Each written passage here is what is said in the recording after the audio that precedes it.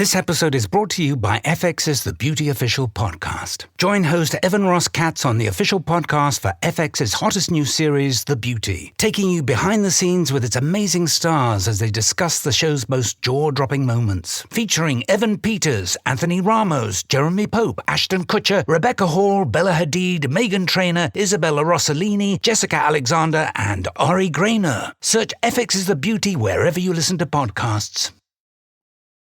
Kaylee Cuoco and Sam Claflin star in the MGM Plus original series, Vanished. When the man Alice loves disappears on a train to the south of France, every romantic memory becomes evidence. Every intimate detail, a potential threat. She thought she knew everything about him, but she may not even know his real name. 4-part thriller Vanished premieres February 1st on MGM Plus. Finding the truth is a dangerous affair. Welcome to Unpacked, 5 Questions, a podcast that takes you behind the scenes of one great travel story. I'm Catherine LeGrave, executive editor at Afar. I'm pretty lucky. I get to brainstorm, assign, and edit features for our print magazine.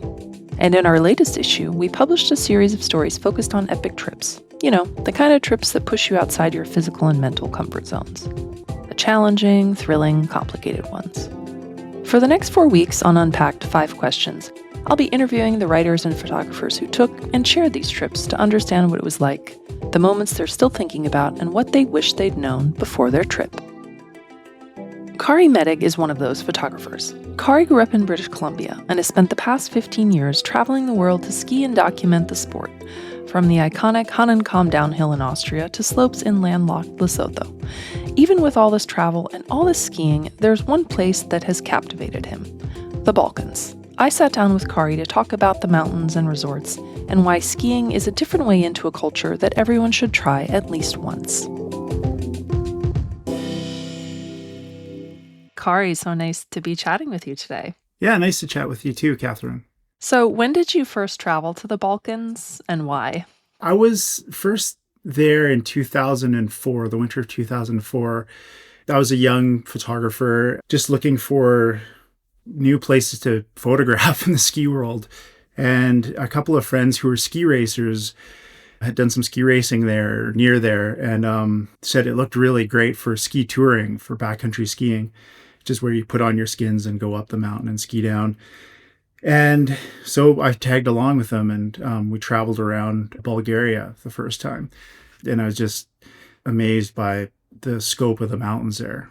And you've been back to the region several times after that, right? Yeah, like at least 2 other times. You know, it was a place that I'd always been drawn to just by virtue of the breadth of different cultures and landscapes in such a small area. There are so many little countries packed together in one place there, and they're all mostly mountain countries. So as a ski photographer or someone who covers ski culture, it's a really interesting place to visit. Mm-hmm. Yeah, and you grew up skiing. You've skied all over the world, as you talked about a little, documenting ski culture as a photographer, and also important to the feeling of a place is people. And how would you describe the hospitality that you experienced in the region? Well, I think that's one of the reasons that I kept coming back. I mean, the people I met there were just unbelievably hospitable, and really were keen to share their mountain environments with me everywhere I went there.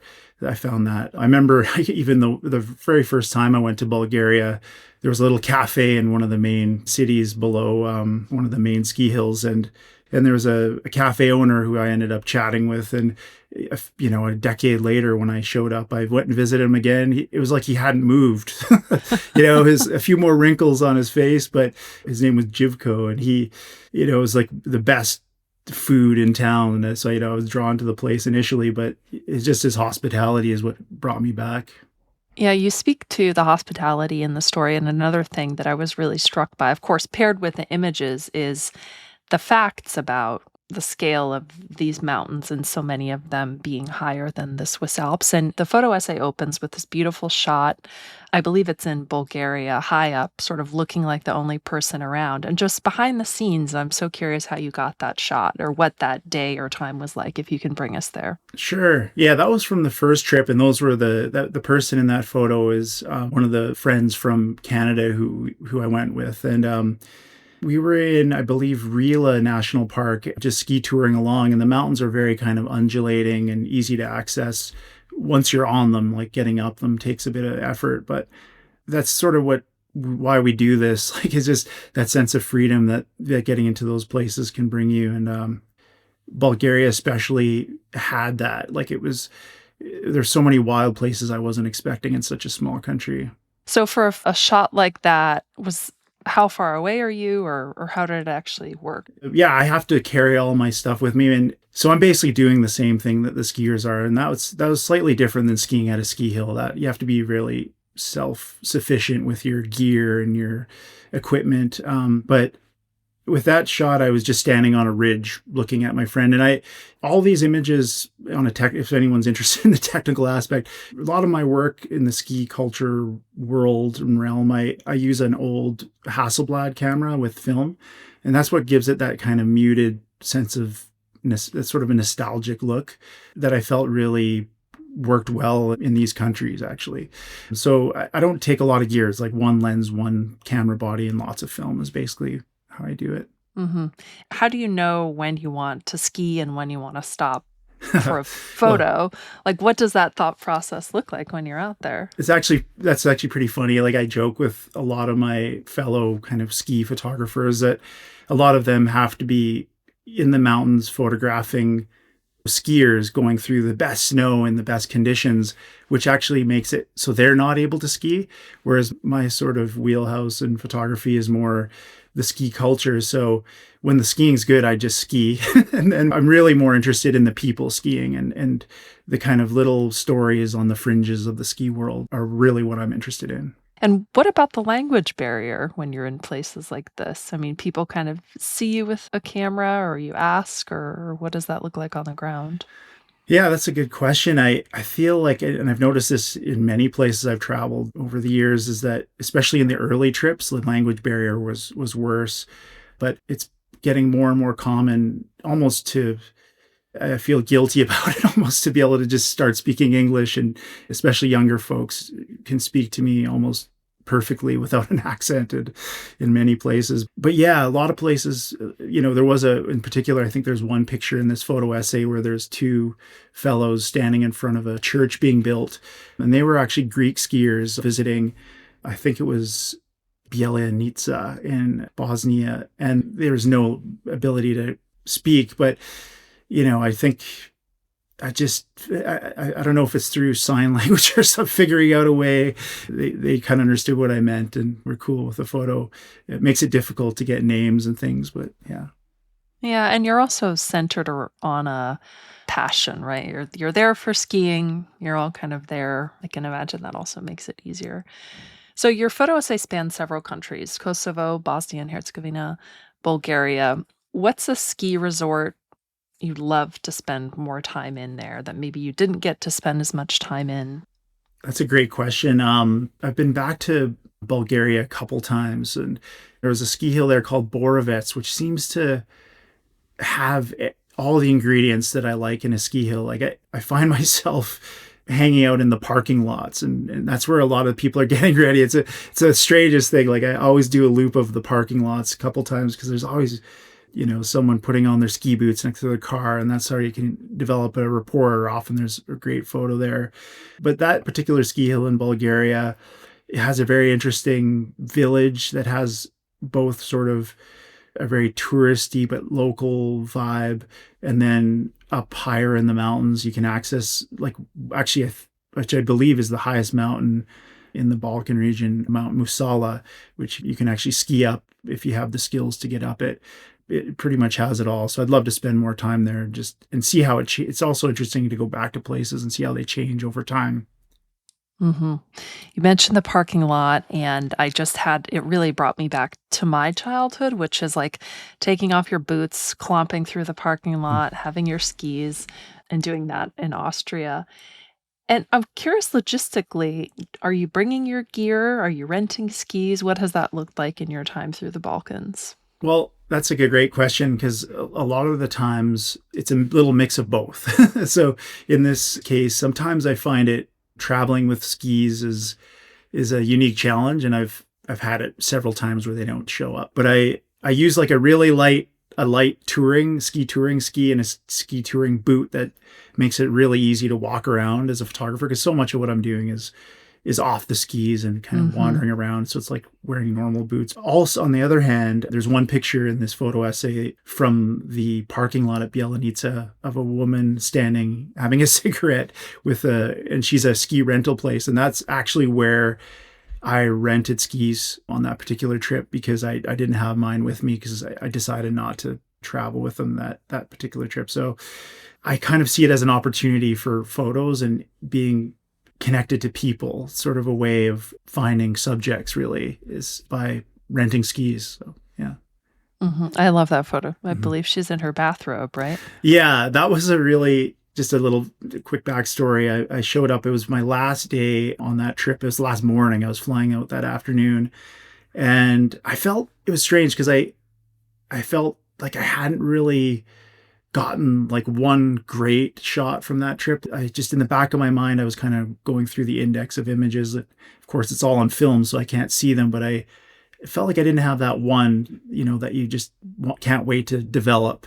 And I just went, I rented skis. I knocked on her door, and I think I must have woken her up, and she came out in her bathrobe, and I was like, "Stop! Could I just get your picture?"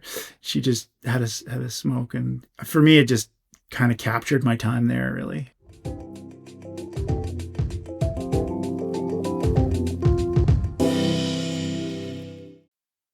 This episode is brought to you by Indeed. Stop waiting around for the perfect candidate. Instead, use Indeed sponsored jobs to find the right people with the right skills fast. It's a simple way to make sure your listing is the first candidates see. According to Indeed data, sponsored jobs have 4 times more applicants than non-sponsored jobs. So go build your dream team today with Indeed.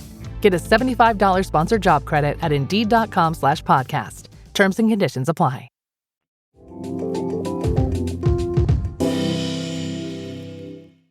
What's your advice for travelers who might want to follow in your footsteps and ski in some of these countries? That's a great question. I would say that this is just to go show up with an open mind. And, I've often thought in all my travels, like skiing is a very interesting but strange sport. Like it happens on a 30 to 45 degree slope with snow on it. It doesn't really matter where you are. So you have to be really interested in the context of it. Like, what is it you want to get out of the skiing, like the whole experience? And I just sort of look at it as a kind of a fun way to look at and experience a culture and kind of do an activity alongside the culture. And it really allows you to learn about it. And so, yeah, that's what I would say, to just show up with an open mind and don't expect like the biggest mountains or the fanciest lifts, but, just to go and have fun. And your story really helped reframe that for me, or make that more of a reality, that idea that skiing is experiencing culture in such a different way, right? We often think of sport as just an aside or something that you do in a place rather than being participatory in the culture. Absolutely. Yeah. And it's such a great way to, like, you're sharing space with people, but you're sitting on lifts with them. You're forced to chat, and people are interested in why you're there. So many times, having told people that I was from Canada, they're like, "Well, why are you here? You have the best skiing in the world." And I'm like, "It's because I'm interested in you. That's why." And of course, the food. It's a beautiful way also to see a landscape. It's up high in the mountains, and you get to the top of something, and you can kind of overlook a place and see off into the distance. And yeah, it's a great way to see a place. And last question, you kind of brought me to it. So you grew up skiing in Canada, and what did skiing in the Balkans teach you about the sport or help reframe for you? I think it just makes you look at your home mountains or your home, your lodge and the food you eat there and all the things associated with ski culture in North America a little differently, because it's just a different context to it. But it just sort of makes you appreciate it more, but also makes you appreciate getting out of that, what you're used to, and going to check out a new place. Great. Actually, I lied. I do have one more question. Okay. So this is in our this is in our Epic Trips issue. What part of this experience is epic? Is epic? Yeah. Yeah. What part's epic? Epic's is an interesting kind of loaded word, right? But I think what's epic is just the sense of unknown, the sense of vastness, like the variety of geography there, the variety of culture, and it just seems like there's endless adventure. That does sound epic. Okay, cool. Thank you. It was so lovely to chat a little bit more about the story and go behind the scenes with you as someone who's experienced it. So thank you for taking the time. Thank you. Listener, thank you for tuning into this special Epic Trips episode of Unpacked, 5 Questions. In the show notes, you'll find a link to Kari's story and to his social media handles. Join me next Wednesday for another episode that takes you behind the scenes with our award-winning features writers. I'll be speaking with Chloe Berge, who recently spent nearly 2 weeks paddling her way to the Arctic Ocean on Canada's oldest river. Ready for more interviews with travel writers? Visit afar.com and be sure to follow us on Instagram and TikTok. We are at Afar Media. If you enjoyed today's exploration, I hope you'll come back for more great travel stories. Subscribing always makes that easy. And be sure to rate and review the show on your favorite podcast platform. It helps other travelers find it. This has been Unpacked, 5 Questions, a production of Afar Media. The podcast is produced by Aislinn Green, Nikki Galtaland, and Catherine LeGrave. This podcast is part of the Airwave Media Podcast Network. Visit airwavemedia.com to listen and subscribe to their other fine shows like Culture Kids and the Explorers Podcast.